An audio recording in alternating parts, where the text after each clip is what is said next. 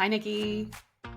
Okay, I am excited for this episode because we're circling back in time. We're going back to like the early to mid 1990s, and we're talking all about my first read. I love The this. I feel like romance novel. time travel romance is a very underrated category, and I feel like we're doing our own sort of time travel romance This is without our it. own version of it, and I'm really excited, Meg, to take you on this journey. Okay, so today we are talking about my first read, the very first romance novel I ever read, and it is Nora Roberts' Born in Ice, book 2 of her Born in trilogy. And I first read this when I was, I'm going to say 11, like 10, 11. My mother was a huge romance novel reader. She had them all around the house. I was clearly reading above my age level, being the gifted ADHD anxiety-ridden adult that I am now. And I found this book and I was like, cool, I don't know what this is, but I'm going to read it. And I was like, ooh. It was probably like left in the bathroom and you were like, I may as well, just hey, like... Exactly. There were stirrings, there were questions, there was confusion about me reading this, but it was the first one I ever read. And I was fascinated by like the bigness of the feelings and the setting. So that is the book that we're going to be talking about today. And yes, I did make Meg read it. And as I was reading it, and you'd given me a little bit of this context of I was 11, I didn't know that much about romance. Like, I feel like this is a great, not first romance, but like introduction to sex for a 5th or 6th grader. Because we have a virgin heroine. It sounds so weird when you put it that way. Dude, I have a 9-year-old and I just bought him the sex book about like what is sex and what is gender. And like we're having these conversations in my house. And I never had that when I was this age. I had to figure it out from like health class and the back of the school bus. I think, one, Nora Roberts being the extremely prolific, like multi-New York Times bestselling author that she is, in many ways, I think set the standard for a lot of contemporary romance through the late 90s and into the early 2000s. And then there's some weird stuff going in here because this book was published in 1995. So the first book in the series was 94. The third book was 96. And we are talking 1995 set in Ireland with a Catholic family, which there's some interesting discussions to be had there. But I think, okay, let me ask you this, Meg. How did you feel about this book? Since I made you read it. Since you made me read it. I loved this book. I definitely felt like it was of a time. I think at one point I even sent you a message and was like, his manuscript is on a floppy disk. Just some of these technological pieces of really feeling the time travel of reading this in a different millennium. I know it hurts to say, but I love this book because so much of it is still universal. And I think that there was a different way that people were talking about sex and sex positivity then. There's a lot more. And maybe this is the Irish piece of it. Maybe not all Nora Roberts was like this at the time in the mid 90s, but like that rural Irish versus the traveling New Yorker, this nomadic guy who's so worldly. Like I loved that clash of characters. And yeah, it was a very enjoyable read. It still feels modern in a lot of ways too. Like the story itself is timeless, even if there were moments where I was like, oh, right, this was written 30 years ago. Yeah, you mentioned floppy disk. I think there's another part where they talk about her sister Maggie, who is the subject of the first book in the trilogy, and her never answering her answering machine and like the tape running out. Oh, even like she had a phone that had a cord on it and she was like messing with the cord while she was on it because her fingers, which is very visceral memory. Like, not having a cell phone, so like they had to call around to different places to find people. Like that's sort of technologically, like I remember that being a kid in the 90s. So to see it in a book is very kind of like nostalgic. I felt very nostalgic reading this while also feeling like the story itself was timeless. 100%. Okay, I love this. So let me give everyone just a quick plot summary so you can kind of meet our characters and orient yourself. So again, this book is the second in a trilogy by Nora Roberts. It's called the Born in trilogy. So it's Born in Fire, Born in Ice, which is this novel, and Born in Shame. It tells the story of the Concannon sisters of Ireland. The first book is about Maggie, kind of fiery, firstborn daughter of the family who is a glass artist. Her first book is also quite good. I really like her character. But this book is all about the next sister, Brianna, who is the quiet, delicate, blonde, takes care of their very annoying and demanding mother.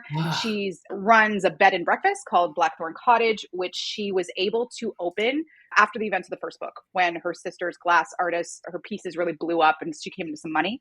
So Brianna was able to have her dream of opening up a B&B.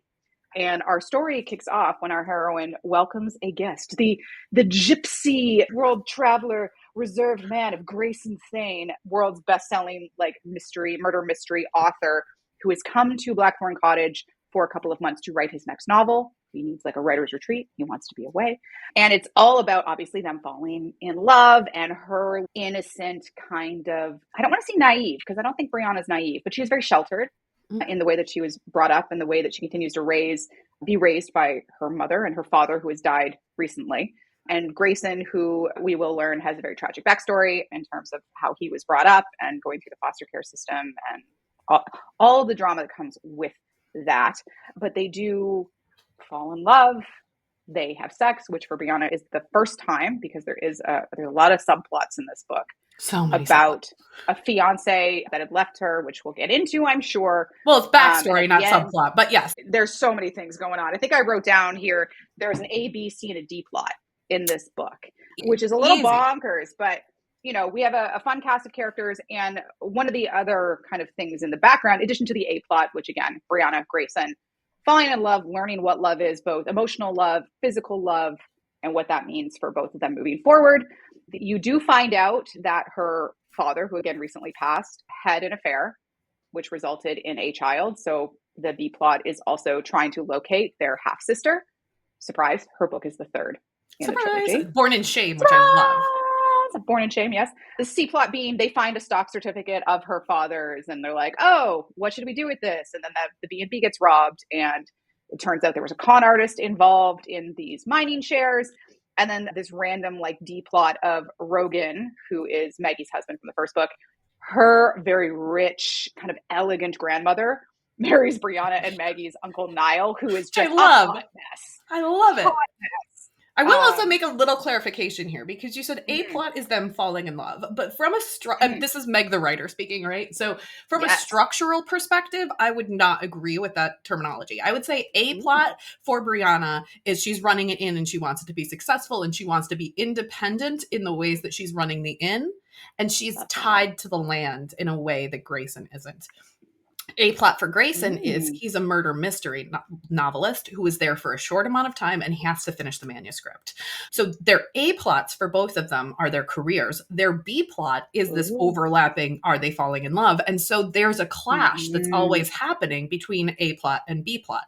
And it's not until that midpoint shift where your A plot and B plot cross, where basically for them it's that 50% mark where they finally have sex, where it's like, how should I be prioritizing this relationship in the tension of my career? So for Brianna, I love that distinction. For Brianna, it's being able to say, I'm in love with this man who is going to leave me, and I'm not going to go with him, and I'm not going to ask him to stay, but I'm going to appreciate this moment, which she is not great at doing. She's very much living in the future, about, you know, living in the community. She's not great at short term, versus Grayson is, I think I'm diving into this early when you're still in plot synopsis. No, do it. No, I love it. But Grayson is very transient. He is only in the moment. He is only short term. He loves this nomadic lifestyle of him. Maybe he doesn't love this nomadic lifestyle. He embraces his nomadic lifestyle because it gives him an ability to live without a past. Okay, I love it. Let's dive into our main characters, because I feel like both of them are so rich with different things going on. So let's start with Grayson, since you were there. So we've mentioned he is a very famous murder mystery author. He's here to write his next book. He's been described as like a gypsy in terms of not only his look, but in terms of his lifestyle. He does not have a home. He makes a lot of distinction about the fact that he does not have a place he calls home. So when people ask him, where is he from? He says, nowhere. I don't really have a place. Storage unit in New York, but that's it. And like his New York, his editor's in New York, but that's the only tie that he has to any particular location. And when they first meet, when Grayson shows up very late into the evening, of course it's raining. He had a flat tire on his way to the B&B. Let's talk about the meet cute in a minute. Yeah. So, when Brianna first sees him, she describes him as a long, narrow face, a poet's face, like curious eyes, solemn mouth, long hair, prominent face. Like there's very much kind of like this gypsy kind of interesting figure there. And we do learn later that he was abandoned by his father. His mother was a drug addict who was also put into prostitution by her multiple boyfriends over the time, so being forced into sex work. She had a drug problem. She would often lock him in the closet to kind of keep him contained and away. And one evening, a fire breaks out in the place where they are staying, and he is trapped in the closet. He is eventually rescued by a firefighter. Nobody comes to claim him. He's put into foster care, but then he decides to run away at the age of 16. And essentially, he runs 3-card Montes and mini cons on the street. He actually changes his name to Grayson Thane. It's not his birth name, and reinvents himself as this man with no connections who won't let anybody in, to kind of keep himself safe, and believing that by himself, freewheeling, footloose, fancy free, is a better place and a better person for him to be. So how do we feel about Grayson? I love this character so much because I think, well, when I first started writing romance, I went to this workshop with Sarah McLean, who quoted, I think, Tessa Dare, with the idea that if you're going to write a hero who is a firefighter, you have to write a heroine who's an arsonist. Right. So having this clash, this conflict that's always, it's not always, this very obvious, they are in a fight, but there is always a conflict that needs to happen in a romance between your two heroes. I'm trying to use these gender neutral terms, in this case, hero and heroine, right? Where he has no history, and she is so deeply rooted in her history, and he has no physical location and no past, no family, and she's in her family, she's in her community, her next door neighbors show up, like everything that happens, she has this group that's there with her, and he doesn't think that he wants that. And so a lot of his character arc is not just, I am this single nomadic person with no home, but also everywhere that he goes, he has this reinvented version of himself. And I love that Nora Roberts made the choice to make him a writer, not only because it is easy to, write these manuscripts on his laptop and be wherever he goes. Wherever he needs to be. Yeah. But also, he not just reinvented himself and gave himself a new name, but there's so much in the writing space about your pen name and your pseudonym. And like, it's almost like by becoming a writer, he became his pseudonym. He became Grayson Thane, which is like such a writer name. Like, he gave himself this kingly name. And like, when I think about these gray castles that they're building into, like very gray stone is what he's seeking, but he names himself Grayson. And then he ends up in the Republic of Ireland, not in Scotland, but like in this island culture. And like, even when he chooses his name, he chooses something that kind of is a compass to where he wants to go, even when he doesn't recognize it in himself. And so I love this character of being so outside of the world that he exists in, where he can reinvent himself all the time, and then landing himself in this B&B that is so grounded in the land. So when Brianna invites him to go to the wedding between Rogan's grandmother and their uncle Niall, they're like, Grayson, come with us, come to this big family thing. And there's a scene where they are watching the wedding and the vows are happening. And Roberts wrote, "Gray herd till death do us part, a life sentence. He'd always figured there was a reason people cried at weddings." So he's looking at this point, which is about the midpoint of the book, looking at this and going, they all look happy, but to me, this is a life sentence. To put down roots is equal to me. I think we can, as the reader, can see like, oh, he's scared of being hurt. He's scared of being vulnerable and all those things. But he's like, if I make these commitments, then I can't be me, which again, I love. Like, his name is another interesting thing too, because he does reveal his birth name to Brianna at the end of the book, and it's Michael Logan. And she makes a joke of, oh, an Irish name. No wonder you're such a great storyteller. Again, like, you're exactly where you're meant to be. You have an Irish name. You're here as now a part of this family, which I thought was an interesting kind of bookend on his kind of naming journey, I'll say.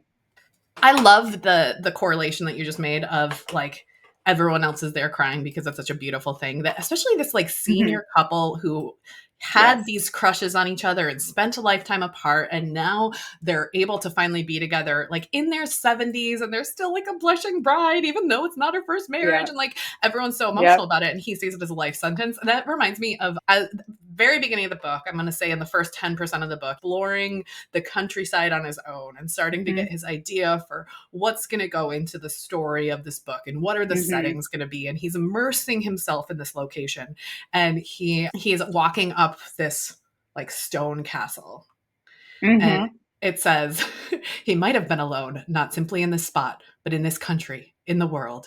It was, he decided, the perfect place for murder. Right? He's in this place that is known for being peaceful, that is known for being serene. And so many people come to Galway, to especially like rural Mm-hmm. Western Ireland, for this sense of being apart from the world and this slower pace and this quieter space. And he looks around and he's like, someone should die here. Right? Because even when he's in this space that is known for the serenity, he still has this internal violence. Like there's a reason he writes murder mysteries. And Mm-hmm. man, Nikki, I love this. And maybe we want to call it like another C plot, or like a almost a D plot of Mm-hmm. what he's writing in the book being a mirror to his own relationship and exploration of what his Mm-hmm. relationship is. Like he takes, I think it was Tallulah. I can't remember the name of his heroine in his book, Mm-hmm. but Yeah. you know, he's modeling their relationship, and he can't finish his book Mm-hmm. until he knows what happens with Brianna. And there are just all these Mm-hmm. really like laugh out loud funny moments when I was reading it. And she's like, how would your writing go today? And he's like, oh, I had to kill a woman. I really liked her. Like, even in this serene place, he's still a murder. Like what was the choice of making this character not just a writer, but a murder mystery, right? Or a murder, what is it, Mm-hmm. mystery, or is it suspense? It's suspense. It's not like, you know, the detectives are trying to Yeah. track him down. It's not really like, you know, who done it so much as a suspense novel. um and that was an intentional choice too, of him going from being a murder suspense, you know, Stephen King-ish type of, maybe Stephen King's not the right correlation here, but like very masculine, and then having the book Mm-hmm. feel different as the author falls in love. Yeah, and I think to that, Meg, as soon as you said that, I was like, I feel like that also that genre makes sense for him because he's very much trying to be a man in control of what's Mm-hmm. happening around him. And with a suspense novel, with mystery novels, you have to plot things very specifically so that by the time someone gets to the end, they can kind of look back and see, I see how you got me here, right? Things are plotted in advance, like they're, you know, not just literal book plots, but there are, okay, if this person is a murderer or this person is, you know, coming up against this person, like there's the diary is an interesting thing that happens in the book where he's talking to Brianna and all of a sudden he says the word diary and he's like, oh, that's what McGee is going to find the diary and that will be Right. the reason for the book. I have to go write. And then off he goes and locks himself in his room for a couple of days to write this thing. So I also just really like the correlation with Grayson of he needs to be in control. He needs to know he's not vulnerable. And suspense is a genre that really makes you do that. It has to be a little bit more linear than I think some of the other genres that require, you know, that really lean on a character's emotional journeys to determine what the next plot point is. Whereas suspense as a genre, It's very in the now. And like, even though you're setting up these clues, you're creating these breadcrumbs, you're putting in the red mm-hmm, herrings, and a good suspense mm-hmm, author is going to, there's going to be that thread of here's the truth and here's how you can mm-hmm, go back in time and see it. So there, mm-hmm. but the conclusion is not clear. It's not like a romance where you're like, these two dummies are going to end up together. You know, like, Yeah. Mm-hmm. And it's actually interesting, you know, as we kind of get to the end of the book and the big kind of, I'll call it reconciliation or denouement, he leaves her because he's like, the book is done. The manuscript is done. I'm going to start heading home. He says to himself, this is the way it was supposed to be. You know, Brianna is sensible and level-headed. I respect that about her. I don't want her to miss me. I don't want a light in the window. I don't want her fixing my socks and ironing my shirts. I don't want her in my head. I'm footloose and free. I've always been this way. I got places to go. I'm going to put a pin in the mat. I'm going to go on vacation before this book tour. There's new horizons. This is my life. I like my life. I'm going to pick it up again, just like McGee, which is the main character in the book he's writing. And when he leaves Blackthorn and he gets to, I think, Dublin on his way to the airport to fly out, he's sitting in a bar, much like McGee character, and is like, oh shit. This is my growth moment. This is interesting. So then he has this realization that McGee walking away from, I can't remember the character's name, let's just call her Tallulah. It starts with a T. And is like, there you go. And he's like, oh, McGee and Tallulah need to be together. I have written the plot, the ending of this book, not the way it needs to happen, but the way I felt safer for it to happen. So he rewrites the manuscript to have them come together, because Brianna had mentioned earlier in the book that there is a love story in this. And he's like, no, there's not. This is a suspense thing. Don't even worry about it. No love. No. So when he goes back to her and he finds her crying, and this is the scene that made me laugh, because he comes back and sees her crying because he hasn't been gone that long. Like this is not him coming back, this weeks is and weeks later. 12 hours later. It's very quick. But he finds her crying because she had been like changing the sheets or something. He's like, oh, the smell, which the smell of him is like, this is a trope in romance novels. Oh, man. Like, his scent on the pillows. I was like, gross. I love the scent on the pillows when they leave, and you get so sad because it's still like they left their aftershave in the shower, and you just go in and smell it. It's because I am allergic to fragrance, so nothing in my house is scented. So I feel like if a guy came into my house with cologne on and left that on my pillows, I'd be like, damn it, I gotta wash these. These are silk. It's not intentional. It's like the smell of your shampoo. It's the smell of, the leather that mine is unscented. I have nothing. Sometimes I'll like curl up with my kid after he's curled up with my husband, and my kid's head smells like my husband's deodorant, and I'm like, that's gross. Oh my gosh. Okay. If anything scented comes into my house, we're gonna have a problem. But she's crying, and he's like, look at you. Like, I knew you weren't happy to see me leave. I knew it. And he's like, I figured because she let him go, like, quite, I'll say coldly, professionally. It's like, go do it. Good luck to you. Wish you the best. And that really bothered him. So when he comes back and she's crying, he's like, this is music to my ears. I was totally thought you had gotten over me that quickly, and you were not in this at all. And she's like, you wanted me to cry? He's like, yes, I did. Because I figure... I just found this excerpt, which I think is so smart because it's set up in such a way that you can see his logic in it, even if his logic makes no fucking sense. He says, I figured if you'd done some sobbing on my shoulder last night, if you'd asked me not to leave you, I'd have stayed. Then I could have blamed you if I screwed things up. After a short laugh, she wiped her cheeks. I've accommodated you, haven't I? And then he looked at her. She was so perfect, he realized, with her tidy apron, her hair slipping from its pins, and tears drying on her cheeks. I had to come around to this on my own, so I've got no one to blame if I mess it up. I want you to know I'm going to try hard not to mess it up. I love this. Right? Because he would have stayed for her, and then the first time that they fought, he would be like, I stayed for you. But like, he had to come back. By himself. He had to make the decision. Brianna would have been always wondering, like, I don't want to chain him down, so I'm not going to ask for what I want. Like, I'm just happy he's here. I'm not going to ask him for more because I don't want to, like, scare him off. Right. And her sister repeatedly is like, have you asked him to stay? Have you asked him to stay? Have you asked him to stay? And she's like, I knew he was leaving. And that's the whole premise of this, is that he's there for, I think it was supposed to be 3 or 4 months, and he stays for 6. He extends it. Yeah. But even before he arrives on the page, and I want to talk about his arrival and what she looks like and how they meet in the storm, like just the drama of his arrival, right? But even before he arrives, she knows he's coming. He's made the reservation. She's reading his book in the bed that will be his. Like, it's set up that his arrival is this great, like, moment. Like, he's finally here. But even in that moment, we know he's leaving. There's a ticking time. There's a ticking clock hanging over this entire book. Before he even arrives, we know he's leaving. And that's so smart to keep the urgency of the their A plot is pushing against them the whole time for both of them, but especially for Grayson, where the more comfortable he gets there, the more he's like, I need to get out. And so like at that halfway point, they go to New York together. He invites her to go with him. And then he goes back and finishes the manuscript. And while they're traveling, he's like, come on vacation after I'm done. Like, let's go to the Greek Isles. Let's go to the south of France. Like, let's take a real vacation because now you know you can.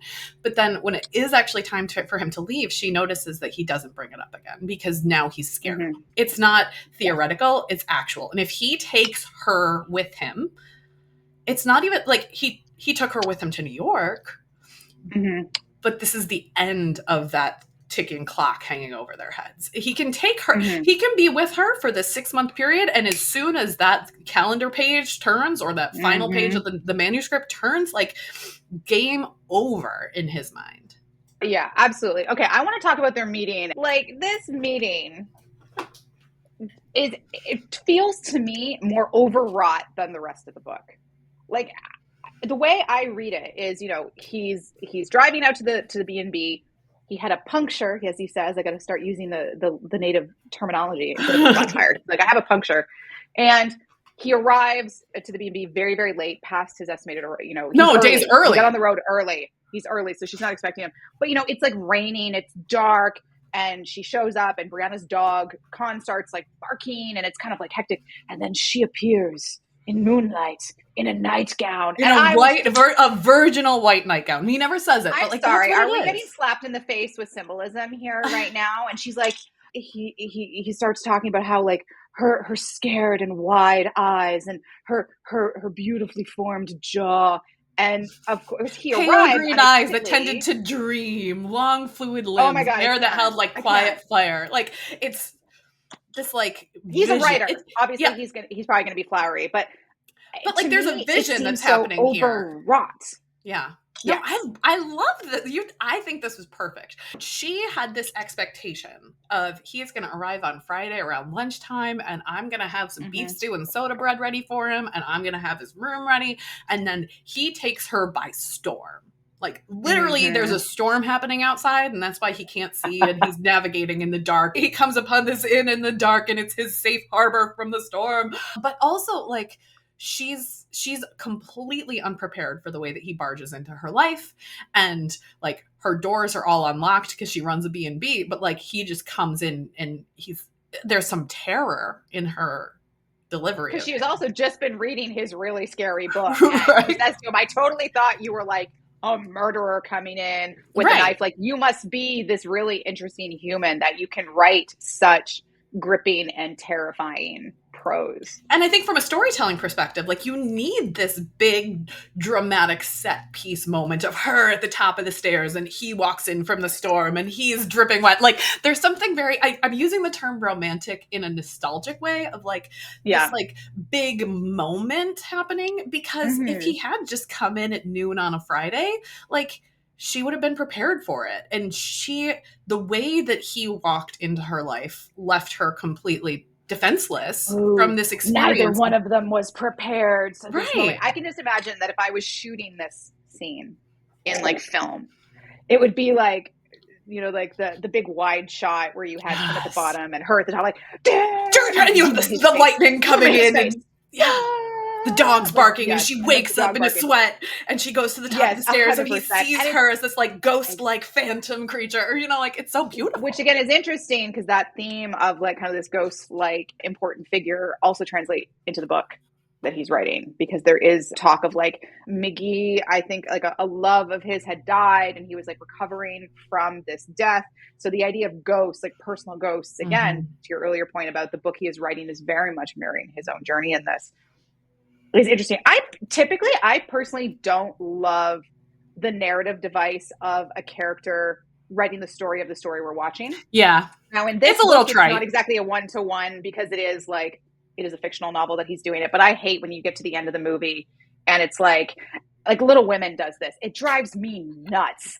I'm going to name my book Little Women. Joe, put down. Do you know the only time that this is awesomely done, where it's perfection, is the BFG by Roald Dahl, where you find out at the end of it that the writer of the book is the BFG and he figured out how to write because the freaking Queen of England taught him.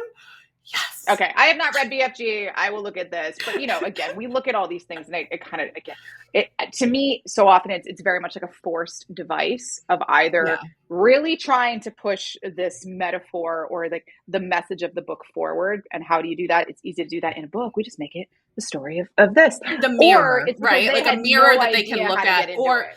right, in that case, you either want it to be the mirror of their relationship or you want it to be the opposite of the relationship. And I think that Nora Roberts does this both ways with Gray's writing, because obviously there's this correlation between the character that Grayson is writing of McGee and his own life.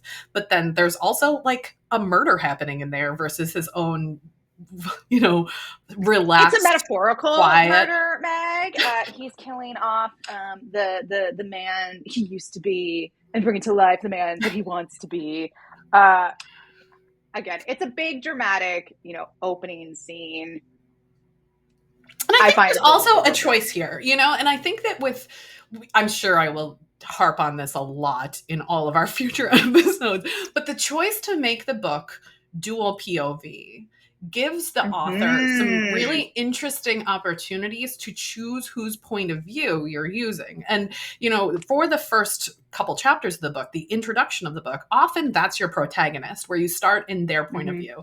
And then when your antagonist comes in, when the person, in this case, in a romance, it's often the person who you're going to fall in love with, that's sort of the modern take on it. From a craft perspective, you want to write a scene from the point of view of the character who has the highest stakes or the most to lose. The character who is the most vulnerable should be the person whose voice you're using, especially in a romance, right, where there is so much internality, there is so much vulnerability that's on the page. And we very easily could have had this entire book in Brianna's perspective, because to a great extent, she has so much more to lose than Grayson does. Grayson can always walk out. He can just disappear. But the choice to not only make it dual POV, so that way we do get Grayson's perspective and we can see the internality of his character arc much more clearly, but also to take this scene of the meet cute and to put it in his perspective, where he's driving through the dark and he sees her as this vision, is a very conscious choice, because in that moment, you think that she is going to be the one who's more vulnerable because her house is literally getting broken into. But he's more vulnerable because he's driving through the storm. He's disoriented. He shows up and there's this woman who is different from any woman who he's ever been with, in part because of that innocence. And I'm using innocence, it's not naivety, it's innocence. And there is this, nightgown and the blonde hair and the pins and the domesticity. Like, he is vulnerable to the domesticity of this moment. He actually makes a lot of points about how he never knew the act of tucking in sheets could be so sexy. And one of the things he really admires about her is her competency. She's calm, and not just in hashtag tradwife ways, right, of she cooks, she cleans, she does laundry, whatever, but she takes care of people. She bakes really great soda bread. She is conscious of people. She doesn't want to ask for a lot. When her car continually breaks down, she never wants to ask for help in fixing it. So he really kind of admires that steadiness and the domesticity in it. One, I think, because on a subconscious level, he realizes he's never had that. That's not at all who he grew up with or how he grew up or what he had access to. But I also think he sees himself as a competent person. He's good at what he does. So I feel like and this is what I love in the characters that I read, is competency porn. I'm here for it. I like people who are good at what they do. I like people who can come into a situation and go, yeah, I know what I'm doing. I got this. Cool. And I like that he admires that about her. Yes. And I think it was also smart for Nora Roberts to start the series not in the B&B in the small town, to have the traveling sister. And I haven't read Born in Fire, which is Brianna's sister's book. So, her sister Maggie is in the book, but she's starting to settle down a bit more. She's starting a family. Yep. You don't start the series with, this is the expectation of women. You start with the firecracker. You start with the woman who goes out and is, a glass blower, who's an artisan. And so to have the contrast there too of not just Born in Fire, Born in Ice, which obviously, yes, there's a contrast there to say that these two siblings are very different. And that's part of the thought process behind the writing. But you know, being able to have the domesticity of this framed in, this is the conscious choice that she is making to make this Mm-hmm. her career because she can, now that her sister is taking care of her mother and moving her mother out, right? Like, this Mm-hmm. wasn't just, oh, I inherited the inn and I'm a good woman and therefore I know how to hang sheets on a line sexily. You Ooh, know? look at me! Look at these clothespins as I stretch and hang this sheet. Okay, Like, yeah. it could have So been let's very talk about. easy if this were the first book in the series. It could have been very easy to make Brianna's choice of living in the inn much more passive versus active. Mm-hmm. But by setting it Yeah. up So as she made this choice because Maggie had the money to support the mother, like, this is her main character energy is still very strong versus like, oh, I just Mhm. inherited the inn, I guess this is what I'm doing, because then it's easier for her to walk away from it versus choosing the inn as her A plot. So both, I think, Brianna and Gray's approach to relationships in general, or what they really want, consciously or subconsciously, is they want to not have what they grew up with.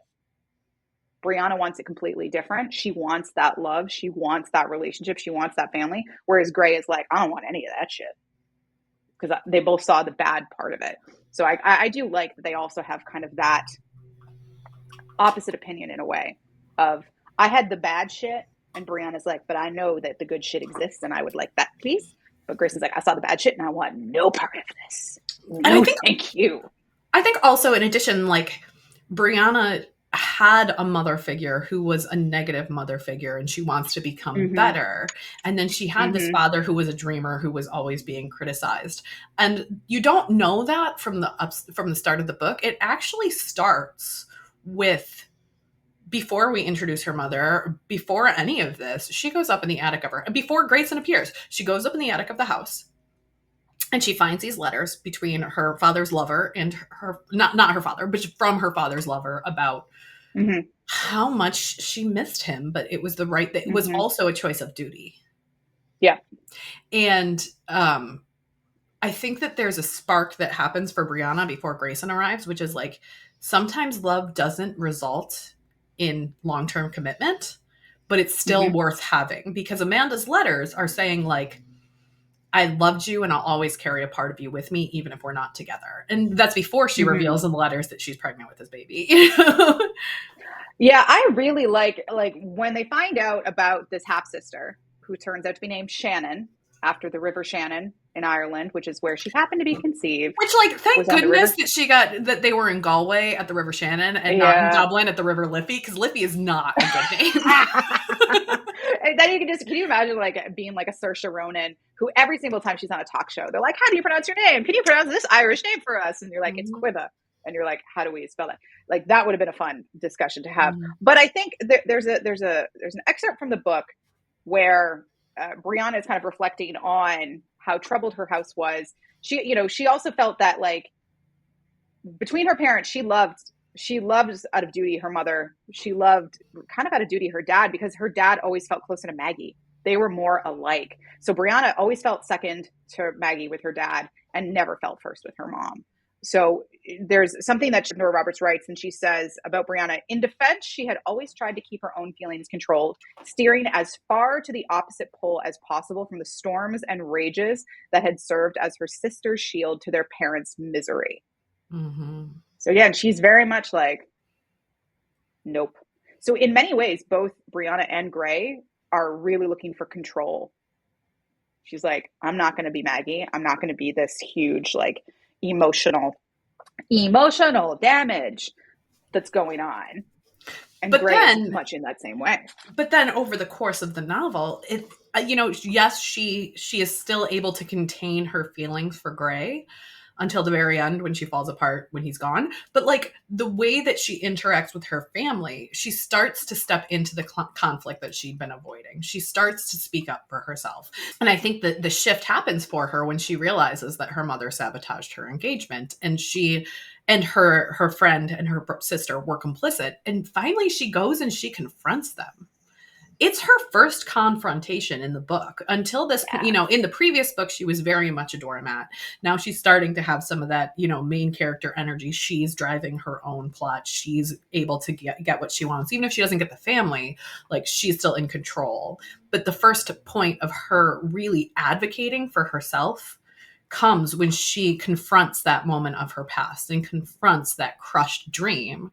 But her mom's like, are you giving yourself to this man? And she's like, yeah, I am, because I'm an adult woman who wants things, and I would have saved myself for marriage, but you destroyed it for me, mom. Yeah, Like, thanks, you thanks, can't you mom. can't have it both ways, Maeve, where it's like, she was the dutiful daughter. She was, she was conceived in duty. She lived in obedience. She did everything right.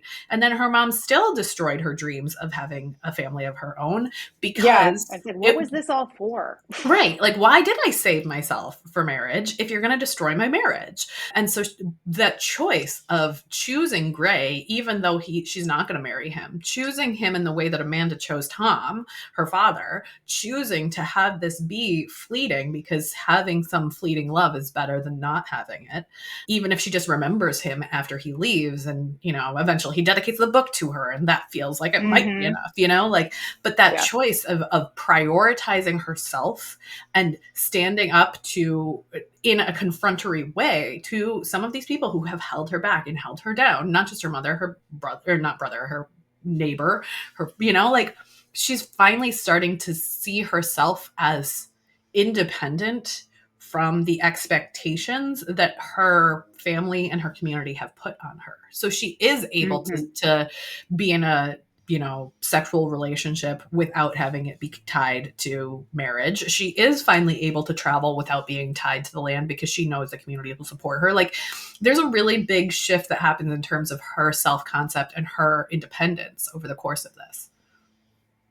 Yeah, 100%. I think it's fun when she starts to kind of see what is possible outside of her. I'll say her. There must be more than this provincial life, or Beauty and the Beast. But this idea of like she goes to New York and he buys her pearls, and she's like, "I'm at this movie premiere and I met Tom Cruise and his wife," which was a fun little flashback to a Was that time like when pre-Katie Holmes? it was him and Nicole Kidman. Oh, So those, and they might come stay at my B&B, and I was like, I thought that was like a little fun Easter egg that was in there. I love that Tom Cruise is still a little bit culturally relevant, because I've definitely read older books where it's like, ooh, Robert Redford, Warren Beatty, and like now you think of them and they're just like old dudes, but Tom Cruise still looks great in his 50s. Relevant. Like, still hot. You know what? I agree. I mean, Top Gun Maverick, man. Like, does. how? The blood of Xenu keeps him young and fresh. Jesus. Okay. To close out Born in Ice, what I will just kind of say, so everybody kind of sees the further context. So book 3, at the end, during this book, they are able to track down this half sister that exists. And it turns out, as I said, Shannon is her name. After Amanda left Thomas and went back to America, she was thrown out by her family for being an unwed, pregnant person. She did meet another gentleman who fell in love with her, even though I believe she was 6 or 7 months pregnant by the time she met him. They do get married. He does raise Shannon and stays with her until she dies. I believe it was cancer or something that her mom dies of prior to the 3rd book. She dies off page. And her stepfather by that point has also passed. So when she gets this message, she's kind of like, what the hell is this? It's very much kind of that story trope of people who are either adopted or, one of their one or both of their bio parents have been involved in their life, is this idea of like, well, you never wanted me, so why should I hang out? But anyway, she doesn't really have anything left for her in the States. So she does go to Ireland, and she's very kind of off because she and Brianna are of similar age. Right. So the implication is that the affair that Thomas had with Amanda was around the time that Maeve was also pregnant with Brianna. I think they knew that from the dates and the letters too, that they would be within a couple months of each other. Yeah. So Shannon does come to Ireland. But to be fair, like Maeve said, like, as soon as I was pregnant with you, I didn't touch your dad again. So yes. Any guesses on who her romantic partner is for the 3rd book? Oh, is she going to end up with Murphy? It is Murphy, which I love because I love Murphy, her best friend who lives next door. He's such like a nice, good, like wholesome, cinnamon rolly. He's really great, but he has some backbone in the 3rd book. I will say this: he's not just a cinnamon roll doormat. Murphy is. He is quite a guy in the 3rd book, so I do like that. Like, and they all I love a relationship. series, and I was actually surprised that they didn't bring Shannon in on Paige at the end of the book, because I feel like sometimes if you just leave, like, you want to leave things open so that way people want to read the next book in the series, Mm-hmm. but you also want them to feel some sort of connection to that character.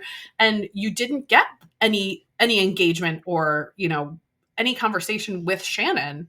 So Mm-hmm. it would be easy for me to end this series at book 2 and be like, great, all the people that I care about are fine. And we'll talk in our next episode. Boom, boom, boom. Mm-hmm. We'll be talking about the Bridgertons, and like I stopped the series halfway because I was like, all right, all the people I care about are fine. Are done. I don't care about the younger kids. I just don't. Maybe if I read book 5, I would want to read 6, 7, 8. But like, I'm set, and I feel like as an author, you have to set up, like, I mean, I'm not going to talk about this too much, but like I'm writing my debut novel right now, and I have set up the next 3 books because I want people to care about, oh yeah, I already know that this character and this character are going to end up together in book 3, Mm-hmm. but how? How? Mm-hmm. She's engaged to someone Yeah. else. This is not okay, It's an interesting thing to kind of see, especially depending on how far in between the publication date was. Like if Mm-hmm. it, These were a book 3 year came apart, out right?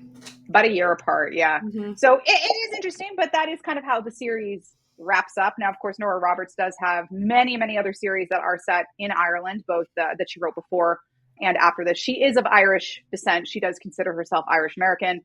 She's got the Donovan legacy, which is another family based story that takes place in Ireland. She's got the Calhouns. She's got the Irish trilogy. She's got Irish Hearts, which is one of her first books, was that duology. She's got the Cousins O'Dwyer. So this is a theme we see pop up a lot in her work, is books set in Ireland with those kinds of family ties, deep ties to the earth, a little bit of romanticism and the supernatural. Some of those books are actually involving Irish witches, Irish folklore, and those mythical figures becoming real are apparent later in her work.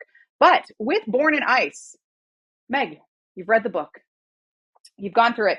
What maybe did not expect, or what would you change if you were to have the magical pen to edit this book? I sent you a list of like what are my predictions at the halfway point, because I think that's really fun. I think that people sometimes get on the romance genre as like, oh, it's so predictable, and I want to play with that a little bit, especially as you and I are going through and reading or rereading some of these books and saying like, not just what would we do differently, but like, where are the breadcrumbs? Because yes, it's predictable. We know by the very nature of the fact that we're reading romance that it's going to have a happily ever after. But part of writing and reading a good romance is recognizing the signals that the author is sending you. So by the halfway point, I had, some things where I was like, oh yeah, they're going to find Amanda Doherty's daughter. I knew that because there's a trilogy and there's no third sister. So where is this third heroine going to come from? And then because maybe this is like part of coming to the genre later. I didn't come to become a romance reader as a kid. I came to it in my 30s. And so a lot of the books that I was reading, I didn't read books in the 90s. I started, in the teens, maybe the late aughts, right? So maybe even later than that. So by the time I came to the genre, it was very much, you have condoms and safe sex on page. So when I look at a book from 30 years ago and they had unprotected sex, my thought process was, she's going to get pregnant, she's going to have her baby, he's going to leave, because it will mirror this like, it will reverse the, Amanda has the baby and Tom is left behind. And in this case, I wanted there to be Brianna has the pregnancy and Grayson is the one who leaves and Brianna is left behind. Like I expected that. I don't know that I wanted that, but that was my expectation, because there was so much longing for a family on the page and so much longing for children on the page. And this feeling of, what is your role as a parent? And what is is there something there about being conceived in love versus being conceived in duty, and her flipping the script on that and her having that piece of Grayson. So my expectation at the halfway point was that she was going to get pregnant. We're going to have a baby. I thought this was going to be secret baby. I thought she was going to get pregnant. He was going to leave, and he was going to leave for like a while, like a couple of months, and be freaking miserable in that third act breakup, and like go write part of his next book and be in complete writer's block and just be like a grumpy mess, and and then finally come back because he wanted Brianna and realized that he's becoming a father and the family that he wanted was there all along. Mm-hmm. And that was not what happened at all, you know? Actually, in a way, I actually kind of liked that it didn't. I'm very glad that it didn't. Totally set it up that way. Like that plot point would have been extremely plausible for it to happen. But I do love when he made the conscious choice to come back almost immediately. Yes. And I was like, I just really love that. I said to you when I was making that prediction that I was like, I hope that he doesn't know that she's pregnant because I want her to come back I want him to come back for her, not for obligation, to come back out of love. Then it just would have been duty all over again. All over again. And then she would have felt like she trapped him. And like we could have, I think it would have been a very interesting, I mean, in the capable hands of Nora Roberts, it would have been a very interesting, you know, what is the role of duty versus love here, and what is the expectation of, and how would her community support her in a way that Amanda wouldn't have been supported, and how would her mother have embraced her in a way that, you know, like she has this child out of wedlock. Like it would have been a really interesting plot point to mirror what was set up in those letters in the attic. And I am thrilled that it didn't happen. I do not love a secret baby plot. I don't love secret baby plots in general. You know what? I don't like babies. I don't like babies as a plot point because I mean, babies are like friggin' like I have two biological kids, so I feel like I can say like babies are boring and gross and make people angry. Yeah, they're cute. Yeah, sure, but like it's exhausting and it's not fun to read. I remember, like, complete sidebar, I did a series recap podcast with my friend Stacy of the Kate Daniels podcast, and in the penultimate book, spoiler alert, in the penultimate book, in the epilogue, you find out that our like badass heroine of this series is pregnant. And the coming of her child has been foreseen and prophesied as the end of the world, and she will die with this child. You know, like, big fucking deal. You know it's coming. And I got to the final book in the series, and time jumped like 8 years. I was like, yes, no babies. No baby. This is like a somewhat person who could like maybe take care of themselves for like 10 minutes. Right. I don't want a baby in a romance. Unless it is part of the premise, unless it's like, oh, I'm the gay step parent of this kid because his mom had to leave and I'm the foster parent. But then even then I don't want a baby. I've read one book. So anyway, this book does not have a baby, and I am thrilled for it. But I got to the 95% point, and I was like, this hasn't even started wrapping up. Like, the ending came too quickly for me, and I think that is a way that the genre has changed, where when you read a modern, not that this isn't super modern, but like a more contemporary book right now, your third act is a quarter of the book. You expect there to be much more after that final climax of self-awareness. Right. I literally... That's right, I made a sex joke. Every time I say climax, we're going to need like a sound effect to add into it. No, I meant the writing kind, but that's funny. But, you know, as he drives away at like 98%, I was like, how was she? Oh, she just turned around and came back. Like, I wish that there had been a little more pining. And I'm not a pining person, but I wish there'd been a little more pining. I wish there'd been a little more of like her falling apart, but still being strong and holding herself together and moving forward with her A-plot and living her life, not just crying on his bed because, and I'm actually fine with it because she did hold it together until the last minute. She stayed true. She stayed in character, but I wish there'd been just like, it was 12 hours. I wish it had been like 4 days. Just like a little longer. I wish he'd gone to Dublin and he'd sat down at his word processor because it wasn't called a laptop yet. And I wish he'd like sat and started to write. And I mean, there was a part of me also that wanted a little bit of like an epilogue. Maybe a baby moon, maybe not. But like an epilogue that showed them happy together in the future. And maybe we don't want to do that because we have a final book in the trilogy and we don't want to give away like, oh, Shannon's now happy too, you know? But I wish that there'd been just a little bit more of a denouement. I like it. I think one of the big things I like to take away from this book, and it's something I've kind of kept in mind through the rest of my reading journey, since again, I read this when I was about 11, is this idea of you can be... I'll say quote unquote like hashtag trad wife. It's trending on TikTok, and it's one of my favorite podcasters, Jocelyn Getty. She's the host of I Hate It But I Love It. When they were talking about Legally Blonde, And the message that she kind of took away from that, and it also happens in Clueless as well, which is another episode they did on Clueless, is this idea that being interested in the traditional markers of femininity does not make you less competent, less intelligent, or less worthy of people's respect. And that is, I think, one of the biggest things I have taken away from this book and continue to take and look for in the books that I read, is this idea of, regardless of what you're interested in, regardless of how you demonstrate quote unquote femininity, especially in romance novels, that does not have an impact on what you deserve. And I am really happy that the way that Grayson came back to her felt worthy of her time. It wasn't her babying him, but it was both of them making a conscious decision to be an adult. And don't we love conscious adulting and consent in romance novels? We really do. Beauty. All right. Before we go into the close, a quick reminder to everyone to please rate, review, and subscribe on wherever you get your podcast from. And as we go into the final question, Meg, what are you reading, writing, or raging about this week? I am doing final edits on my debut novel, Peppermint Bark No Bite.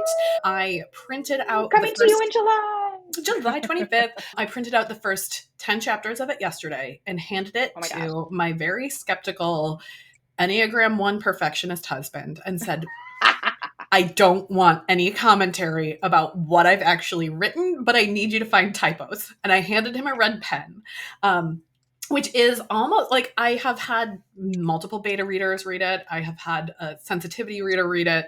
I've made changes based on their feedback. But like, there's something very different about handing the manuscript of a romance novel to a non-romance reader in a physical copy, but really a non-romance reader who you're married to. And say like, here's all the insight into my brain. Right. This is the thing that I have spent the last 2 years working on in these little pockets of time. And like, that scene that you're reading that might be a little bit spicy. Yeah, I wrote that in the kids' school parking lot. Like there's... So I'm feeling a little vulnerable about what I'm writing right now, not because of the actual content of it, but because of the context of my life of printing out 70 pages of manuscript and saying, find the errors is a very vulnerable place to be. Okay, Nikki, what are you reading, writing, or raving, ranting? Let's go with ranting about, at the time of this recording, Readers Take Denver has been showing up in my threads. I, prior to a few days ago, had never heard of this event. But my threads, somehow I got onto book threads. And it is everywhere. Basically, it's a reader convention that was taking place in Denver. And it has just gone so wrong. There are tales of authors not being fed. They're given 10 minutes to set up their tables. Thousands of dollars of book shipments have gone missing. Volunteers shoving attendees and authors. People paid $300 a ticket and not at all getting what they were promised. Rising star authors, which are, not your big bestsellers, but the rising stars who also pay to have booths, apparently being shoved out of event spaces and told they can't be there. So it is this complete clusterfuck of an event. And it turns out, like, some of the proceeds from the event were supposed to go to charity. It turns out the charity that things were being given to is the organizer of the event's charity. So apparently there's like some sketchy shit going on with like authors who had dropped out still being advertised as being present, and they were big draws. So people bought tickets expecting to see them, and when they weren't there, people go complain to the authors, and the author's like, I canceled that over a year ago. So now it has devolved into this huge thing. The email that came out from the organizers was very not at all taking accountability, was really kind of girl boss gaslighting. So to see this and not know this event at all is just completely bonkers. As someone who has done a shit ton of event production. Oh yeah. For a fuck up of this size to occur, it has to be like, this is not by accident.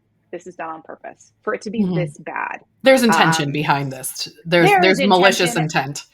There is some bullshit going on behind the scenes with this. So again, now the call has been that authors are pulling out for next year and want refunds. Attendees are pulling out for next year. There is calls to completely wipe this event from the face of the planet. Good. Yeah. So it's just, again, interesting drama happening in the book world the week as this podcast is being recorded. So I just keep reading about it and I get angrier and angrier. And I will say, who writes really, really good complaint tweets?